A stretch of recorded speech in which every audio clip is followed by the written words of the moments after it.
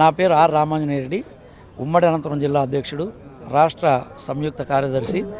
98 MTS teachers యొక్క బాధలు, మా యొక్క సమస్యలు ఏమంటే, ముఖ్యంగా 1998 ఎంటీఎస్ టీచర్స్ని ఎంటీఎస్గా మమ్మల్ని నియమించడం జరిగింది. ఫస్ట్ మమ్మల్ని రెగ్యులర్ చేసి గవర్నమెంట్ ఆదుకోవాలని ముఖ్య విజ్ఞప్తి. అదేవిధంగా 62 సంవత్సరాలు, 60 సంవత్సరాలే మాకు 62 సంవత్సరాలకు పెంచాలని ఒక వినంతి. తర్వాత ఇప్పటికే రిటైర్డ్ అయిపోయిన వాళ్ళకందరికీ కూడా కనీస పెన్షన్ 20,000 వచ్చేటట్లు ఏర్పాటు చేయాలి.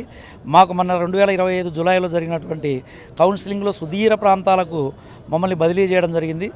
మాకు వయసు రీత్యా, ఆరోగ్య రీత్యా, ఆర్థిక రీత్యా మమ్మల్ని అందరినీ దగ్గర మండలాలకు, మా మండలాలకు వేసే ఒక జీవో ఉంది. మమ్మల్ని అందరినీ కూడా దగ్గర మండలాలకి వేయాలని మేము విజ్ఞప్తి చేస్తున్నాం. మేము 2023 ఏప్రిల్ 13వ తేదీ జాయిన్ అయినాము. ఈ రోజుకి మాకు బేసిక్ శాలరీ వచ్చింది తప్ప మాకు ఒక డిఏ లేదు, అరియర్స్ లేదు, అలవెన్స్ లేవు. తర్వాత వచ్చేసి ఎలాంటి బెనిఫిట్స్ లేకోకుండా అదే జీతానికే చేస్తున్నాము. కానీ చాలా సుదూర ప్రాంతాల్లో పనిచేయడం వల్ల మాకు చాలని వేతనం ఇస్తూ మన శ్రమ దోపిడీ చేస్తున్నారు. మాకు సమాన పనికి సమాన వేతనం కల్పించాలని గవర్నమెంట్ని విజ్ఞప్తి చేస్తున్నాము. ఇట్లు ఆర్ రామాంజనేయుడి, 98 డిఎస్సి అసోసియేషన్, ఉమ్మడి అనంతపురం జిల్లా. నా పేరు నాగార్జున, ఉమ్మడి అనంతపురం జిల్లా 98 ఎంటీఎస్ ఉపాధ్యక్షుని. మేము రిక్రూట్మెంట్ ప్రాసెస్ అయినప్పటికీ కూడా, డిఎస్సి ద్వారా రిక్రూట్మెంట్ అయినప్పటికీ కూడా కాంట్రాక్ట్ ద్వారా ఎంటీఎస్ ద్వారా నియమించబడడం వల్ల మాకు 32,670 శాలరీనే వస్తుంది. మాకు 11 నెలల జీతం ఇస్తున్నారు. మే నెలకు జీతం లేదు. కానీ మమ్మల్ని రెగ్యులర్లతో సమానంగా అన్ని రకాల పనులు చేపిస్తుంటారు. మాకు మే నెలలో టర్మినేట్ అయినప్పటికీ కూడా 11 నెలల జీతం ఇస్తున్నప్పటికీ కూడా మమ్మల్ని కర్ణాటక బార్డర్లో ఉన్నటువంటి 13 జిల్లాలకి మమ్మల్ని ట్రాన్స్ఫర్ చేయడం జరిగింది. అయితే అక్కడ సెలవుల్లో కూడా నో వర్క్ నో పే అయినప్పటికీ కూడా అందరినీ హెచ్ఎంలుగా ఛార్జ్ ఇచ్చేసేసి మాకు ప్రభుత్వ కార్యకలాపాలలో రెగ్యులర్ వాళ్ళు చేసేటటువంటి పనులన్నీ మేము టర్మినేట్ అయినప్పటికీ కూడా హెచ్ఎం డ్యూటీస్ అన్నీ చేస్తున్నాం. ఎగ్ ఇండెంటే కానీ, చిక్కీ ఇండెంటే కానీ, రాగి జావా ఇండెంటే కానీ, రైస్ ఇండెంటే కానీ, అడ్మిషన్స్ డ్రైవ్ కానీ, ఎన్రోల్మెంట్ కానీ, ఇవన్నీ అన్ని కార్యకలాపాలు రెగ్యులర్ టీచర్స్కి ఉన్నటువంటి హెచ్ఎంసీ మీటింగ్స్ కానీ అన్ని మీటింగులకు అటెండ్ అవుతున్నాము. మేము ప్రభుత్వానికి టర్మినేట్ అయినప్పటికీ కూడా అనుకూలంగా అన్ని పనులు కూడా ప్రజా సంక్షేమం దృష్ట్యా, విద్యార్థుల సంక్షేమం దృష్ట్యా అన్ని పనులు, అడ్మిషన్స్ ఇవన్నీ చేస్తూ ఉన్నాము. అయినా మాకు మే నెల జీతం లేదు. ఈ అన్యాయాన్ని ప్రభుత్వం దృష్టికి తీసుకుపోయి మమ్మల్ని రెగ్యులర్ చేయాలని చెప్పేసి, 12 నెలల జీతం ఇవ్వాలని చెప్పేసి, రిటైర్మెంట్ అయినటువంటి వాడికి మినిమం పెన్షన్ ఇవ్వాలని చెప్పేసి మీ మీడియా ద్వారా ప్రభుత్వ దృష్టికి తీసుకుపోయి మా న్యాయమైన సమస్యలను పరిష్కరించడానికి మీ తోడ్పాటును అందిస్తారని కోరుకుంటున్నాను.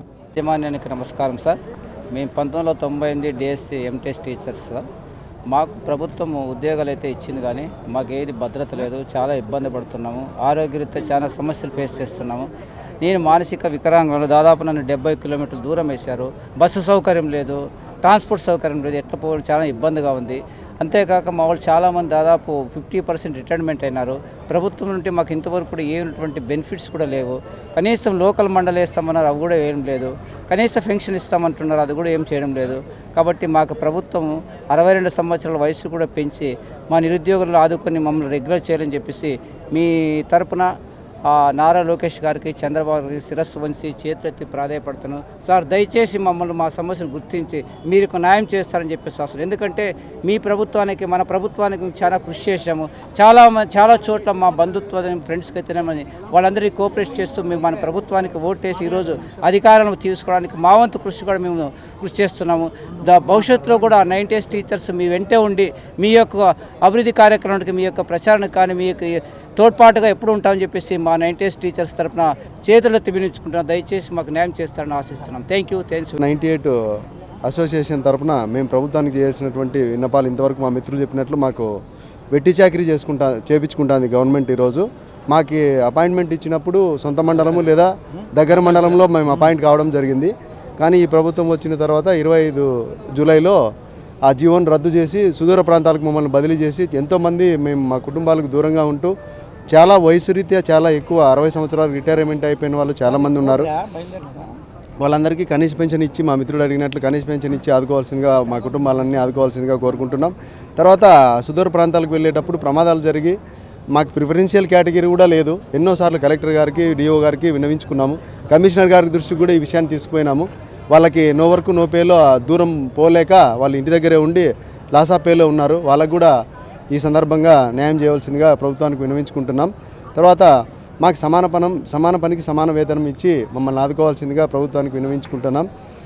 మేము వర్క్ విషయంలో పని విషయంలో వాళ్ళతో ఏ దాంట్లోనూ తీసుకోకుండా ఎన్రోల్మెంట్ డ్రైవ్ కానీ ఇందాక మిత్రులు చెప్పినట్లు ప్రతి విషయంలోనూ అన్ని విషయాల్లోనూ మేము ఇంకా ముందంజగా పనిచేస్తూ ఉన్నాం. కాబట్టి మాతో వెట్టి చాకిరీ చేయించుకోకుండా మమ్మల్ని మా కుటుంబాలని ఆదుకోవాల్సిందిగా ఈ సందర్భంగా ప్రభుత్వం వాళ్ళకి విన్నవించుకుంటాం. 98 state association vice president, Gudibanda మండలం ఎంటీఎస్ టీచర్. నా పేరు వై శంకర్ నాయుడు. నాకు ఓటు హక్కు వచ్చినప్పటి నుండి తెలుగుదేశం పార్టీకి క్రియాశీలకంగా సర్పంచ్గా, ఎంపీటీసీగా, మండల పార్టీ కన్వీనర్గా, క్లస్టర్ ఇన్ఛార్జిగా పనిచేశాను. గత ప్రభుత్వంలో మేము 23 సంవత్సరాల కింద రాసిన డిఎస్సి కోర్టు తీర్పు అనుకూలంగా మమ్మల్ని విద్యా వ్యవస్థలో ఎంటీఎస్ అనే సిద్ధాంతం లేదు, ఎంటీఎస్ అనే పద్ధతే లేదు. ఈ ఎంటీఎస్ అనే ఫస్ట్ ఒక ట్యాగ్ అనేది తగిలించి ఒక టీచర్ ఉపాధ్యాయునికి ఒక ట్యాగ్, ఎంటీఎస్ అనేది ఉపాధ్యాయునికి లేదు ఎక్కడ కానీ, ఫస్ట్ టైం ఎంటీఎస్ అని తగిలేయడం. ఆ ఎంటీఎస్ అనే సిస్టంలో మమ్మల్ని కన్సాలిడేట్ 32,000 రూపాయల జీతానికి మమ్మల్ని గత ప్రభుత్వం కోర్టు తీర్పును అనుసరించి మానవతంగా ఇచ్చింది. కానీ నియర్ బై రెసిడెన్స్ మాకు ఆ గత ప్రభుత్వం ఇచ్చింది దగ్గరగా తక్కువ జీతం అని. కానీ మొన్న మాకు ఈ ప్రభుత్వము దాదాపు మాకు 32,000 జీతం ఇస్తూ 200 కిలోమీటర్లు దాదాపు నియర్ బై రెసిడెన్స్ దూరం పారేశారు. లక్షల జీతం తీసుకునే వాళ్ళు సొంత ఇంటి పక్కన తీసుకోవాలి, లక్షల చిల్లర తీసుకునే వాళ్ళు అంతా దగ్గర కిలోమీటర్ 2 కిలోమీటర్లు, 32,000 తీసుకునే వాళ్ళు 200-250 కిలోమీటర్లు. మాకు దాదాపు వయసు రీత్యా 55 నుండి 60 బార్డర్లు ఉండే వాళ్ళే అంత బీపీలు, షుగర్లు. చాలా కుటుంబాలు ఈ ప్రయాణాలు చేసి యాక్సిడెంట్లోన ప్రమాదాల్లోనే చనిపోవడం కానీ జరిగింది మా మిత్రులు.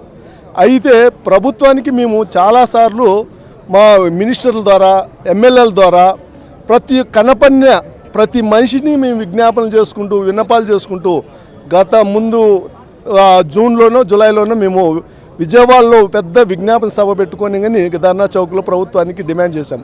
అయినా కానీ ప్రభుత్వం మా విషయాలు ఎందుకో తాసారం చేస్తుంది. నిజంగా మేము దాదాపు రాష్ట్ర వ్యాప్తంగా 4,072 మంది కుటుంబాలు ఎంటీఎస్ సిద్ధాంతంలో పనిచేస్తున్నాం.